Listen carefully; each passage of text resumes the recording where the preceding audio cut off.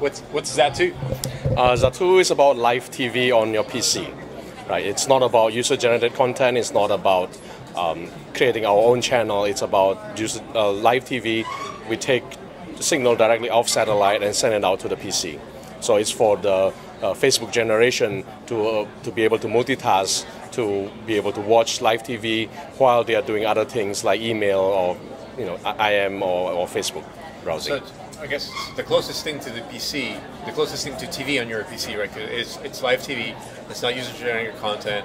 It's the same thing as watching TV on your TV set, except you're doing it on a PC. Exactly. It's a high-quality production TV. The broadcasters have been at this business for a long time, and they have big budgets to generate high-quality video. So we just rebroadcast their content legally. Okay.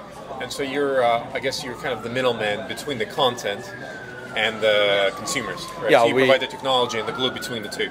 We are like a kind of a virtual cable network, right? So actually in several countries we are legally a cable network. Right. Okay. And tell me a little bit about the company. How long you guys been around? Where are you guys based? What do you do? Where's your main business? Right. The company was founded in May 2005 and we launched in June 2006 in Switzerland. We now have about 35 people in the company, 20 developers based in Ann Arbor, Michigan, and about 15 business development people based in Zurich. And we are now building the US biz team to try to enter the US market also. Okay, so you're an American company whose main business is in Europe. Yes. Okay, and so you said you have a lot of business development people. What kind of business do you guys do? Like, I guess what's the revenue model? Right.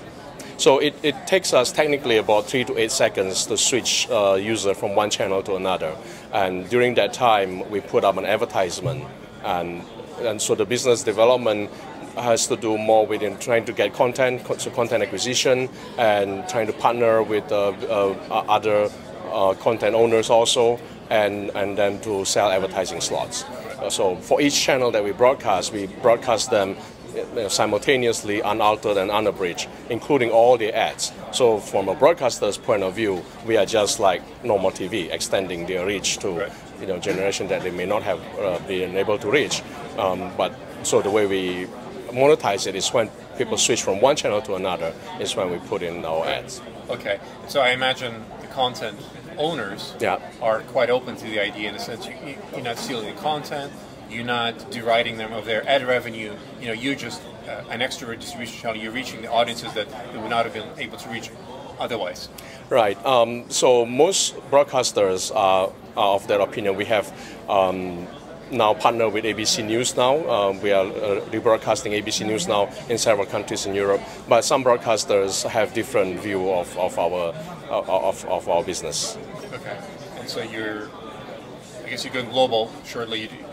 You're going outside of just Europe, and you're going to be doing this in, I imagine, Asia as well as the United States. We have been talking to people in Asia, trying to enter the Asian markets. But for every country we enter, we are basically local and live.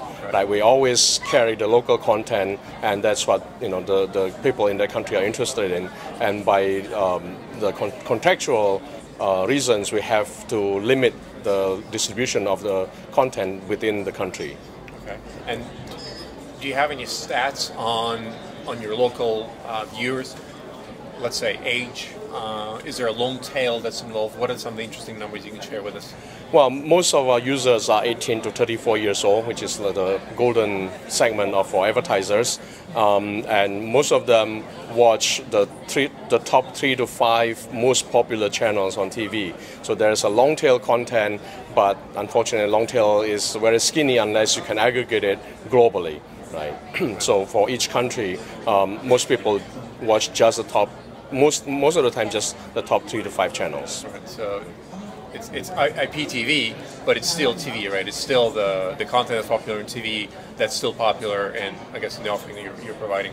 Exactly. It's not YouTube. It's not user-generated content, and it's not our own creation channel. It's exactly what you get on TV, except now you don't need another box in the room, especially if you're a student living in a dorm room with very cramped space. You can now watch TV on your PC. It takes Zattoo was designed to allow you to multitask, so it doesn't take up a lot of CPU, doesn't take up a lot of memory. Even for the screen real estate, it takes about a quarter of your screen real estate. So can a UK user watch American content or Swiss content or Spanish content? No, so for every country we geo-target the content to only users within that country. The reason is that the two major contents are usually geographically limited. So if a broadcaster in Switzerland, for example, buy a James Bond movie to be shown in Switzerland, the Hollywood studio would not want them to be able to show it in the UK, where they may sell the same content at a higher price. Right. And the other content that are so limited usually are the big sports. A lot of times the sport games, they want people to go to watch the game live at the stadium instead of being able to watch it on TV in the local vicinity. Yeah. Okay. And so how many people would, let's say, regularly watch a big game? I think the highest number we have seen for Spain is about 7,000. Right. 7 to 9,000 around that area. Simultaneous, concurrent users. But how many users do you have globally?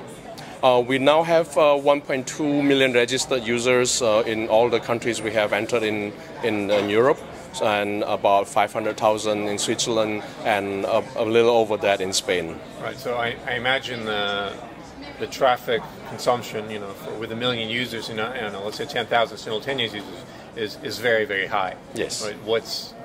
What's the technology that's driving underneath? Right. Do you have big pipes? Do you use a peer-to-peer technology? So we're hybrid. We have our own distribution network. It's not exactly the traditional content distribution network because we have live content, so you cannot do caching and mirroring all that. But it is just a distribution, what we call repeater nodes, basically repeat the signals to send to the users. And then we also take advantage of peer-to-peer. We send at 500 kilobits per second, and each user in Switzerland on average can only upload 100 kilobits per second. So we have to subsidize for the difference. Right. Okay. Great. Well, thank you very much and good luck. Thanks.